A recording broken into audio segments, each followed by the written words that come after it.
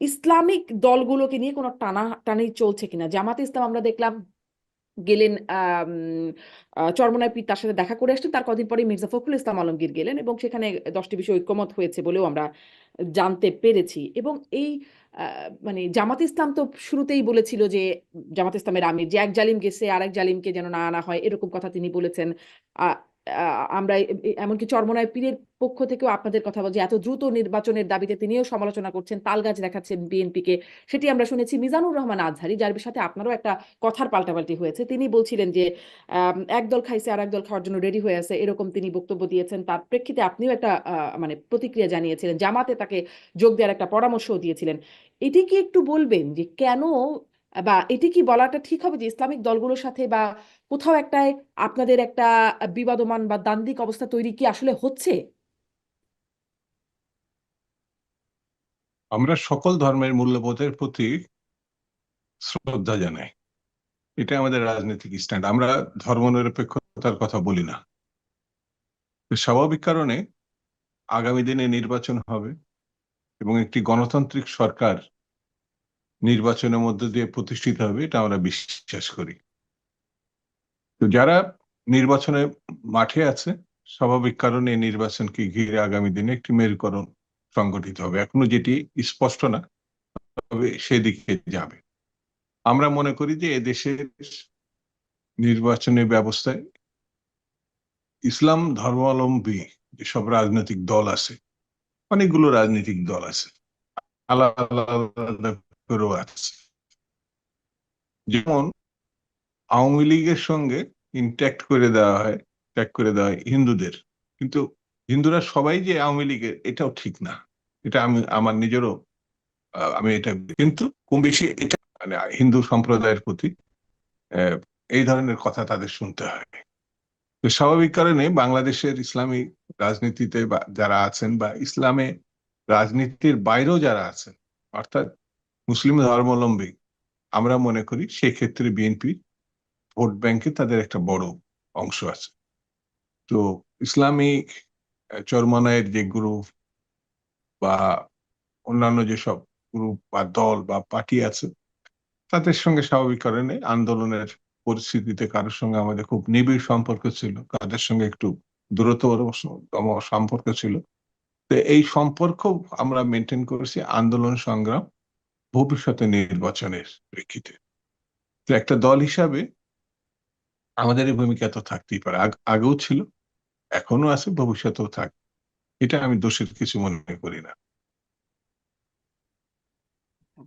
আম, মানে ইসলামিক দলগুলোর সাথে একটা যোগাযোগ বাড়ানোর চেষ্টায় কি এখন আছে বিএনপি? এটা একটু শুনবো এটা একটু, মানে আগাগোড়াই খুব ছিল, সংক্ষেপে।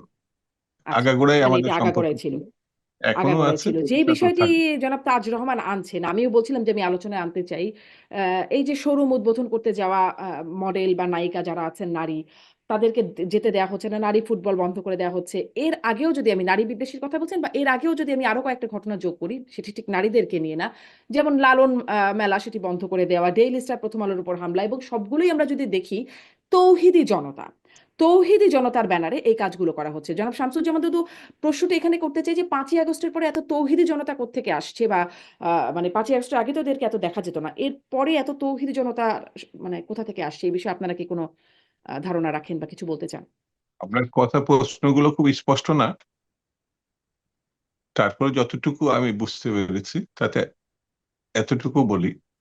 আমার কথা কি শোনা যায়? একদম শুনতে পাচ্ছি, আপনার কথা আমি শুনতে পাচ্ছি। এটা সরকারকে পুরোপুরিভাবে দায়িত্ব নিতে হবে। এক সময় বাংলাদেশের রাজনীতিতে একটা অংশ বা পক্ষ বলেছিল যে নারী নেতৃত্ব জায়েজ না, কিন্তু বাস্তবতা হচ্ছে এদেশের রাষ্ট্রপতি বাদে দীর্ঘ সময় ধরে প্রধান রাজনৈতিক দল এবং সরকার পরিচালনা নারী নেতৃত্বই করেছে। তো এই নারী নেতৃত্ব যে শুধু বাংলাদেশে হয়েছে এমন না, আমাদের ইসলামী ইতিহাসে অনন্য অনেক ঘটনা আছে। তো যারা এই ঘটনাগুলো এড়িয়ে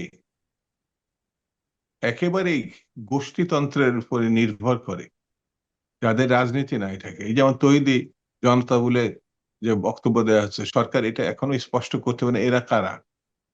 এটা কিন্তু এদের এইটুকু সাহস নেয় যে তারা কারা এটা মানে নিজেদের পরিচয় দেওয়ার। কিন্তু তারা ভয়ংকর কিছু ঘটনা সংঘটিত করেছে। তার ভিতরে একটি হচ্ছে যে মেয়েগুলো আমাদের জাতীয় ভাবে ভাবমূর্তি উন্নত করেছে, বিশেষত সাফ গেমসের মানে বিজয় শুধু বললে ভুল হবে, অনন্য কীর্তি রচনা করছে, যাদেরকে ডক্টর মোহাম্মদ ইউনূস নাই দেশবাসী সাদরে গ্রহণ করছে। তাদের একটি ফুটবল প্রতিযোগিতা যেভাবে ভাঙা হয়েছে শুধু ঘৃণ্য না, এটা স্বাধীনতা বিরোধী, এটা বাংলাদেশের মুক্তিযুদ্ধের কনসেপ্টে যায় না। এটা হলো মানে আমাদের স্পষ্ট বক্তব্য। এখানে সরকারের যে দায়িত্ব ছিল সেই দায়িত্ব সরকার পালন করে নাই। সরকার ধরি মাছ না ছুঁই পানি অবস্থায় আছে। এই বিষয়গুলো কঠোর হস্তে আপনাকে দমন করতে হবে। এটার সঙ্গে এই জাতি নাই নাই বলে এই 70 মুক্তিযুদ্ধে তারা মানে অকাতরে এক সাগর রক্তের বিনিময়ে দেশ স্বাধীন করেছে। এই জায়গায় কোনো আপোষ করলে বাংলাদেশ টিকবে না, একসময় বাংলাদেশ বিলীন হয়ে যাবে। আপনার জনগোষ্ঠীর অর্ধেক হচ্ছে আমাদের মা বোনরা, নারী, অর্ধেক হচ্ছে পুরুষ। আমাদের নেতা শেখ জিয়া রহমান শুধু যে তাদের অংশগ্রহণ না, তাদের সর্বক্ষেত্রে তিনি নিয়ে এসেছিলেন, পুলিশে এনেছেন, এমনকি সেনাবাহিনীতে এনেছেন। আমি অন্যান্য সেক্টরের কথা বাদই দিলাম। এই জায়গাগুলোতেও এখন তারা দক্ষতার সঙ্গে পালন করছেন। একই সময় এই দেশে প্রধানমন্ত্রী এবং বিরোধী দলের নেত্রী নারীরা পালন করছে। এটা পৃথিবীর অন্য কোনো দেশে আছে কিনা আমার সন্দেহ। আমি অন্তত খুঁজে পাইনি। একই সময় বলতে এই যে প্রধানমন্ত্রী এবং বিরোধী দলের নেত্রী কোনো পুরুষ না, এবং বাংলাদেশের দীর্ঘ সময় ধরে দুটি বড় রাজনৈতিক দলের প্রতিনিধিত্ব করছেন দুইজন বিশিষ্ট নাগরিক, এই মহিলা। একজন যদি পতিত এখন তার সে এখনো পর্যন্ত আওয়ামী লীগের পতিত হলো সভানেত্রী বটে, তিনি পদত্যাগ করছেন এটা আমি কোনো জায়গায় দেখি নাই। আর বিএনপি চেয়ারপারসন এখনো বেগম খালেদা জিয়া। এরপরে যারা নারীদের সম্বন্ধে, মেয়েদের সম্বন্ধে এই ধরনের ভূমিকা পালন করছে, এটা আমাদের মধ্যে জাতিগত একটা লজ্জা, আমার কাছে মনে হয়েছে জাতিগত একটা লজ্জা। ডক্টর ইউনূসের এইটা দায় বা এই সরকারের এইটা দায় নেয়া অবশ্যই নিতে হবে, কারণ 53 বছর 54 বছরের এই জায়গায় এসে যখন বাংলাদেশ শুধু না সারা বিশ্বে বিভিন্ন ক্ষেত্রে বাংলাদেশের অনন্য কিছু ভূমিকা আছে, সেই ভূমিকায় নারীদের স্পষ্টত ভূমিকা আছে। তারপরে তারা এরকম আঘাতগ্রস্ত হবে, কোনো কোনো ক্ষেত্রে অপমানিত হবে, কোনো কোনো ক্ষেত্রে জীবন অবসানের ঘটনার মতো তৈরি হবে, এটা গ্রহণযোগ্য না। এবং এটা বিএনপি এই রাজনীতির কোনোদিন কোনোভাবে সমর্থন করেনি, আগামী দিনেও সম্ভাবনার কোনো কারণ নাই।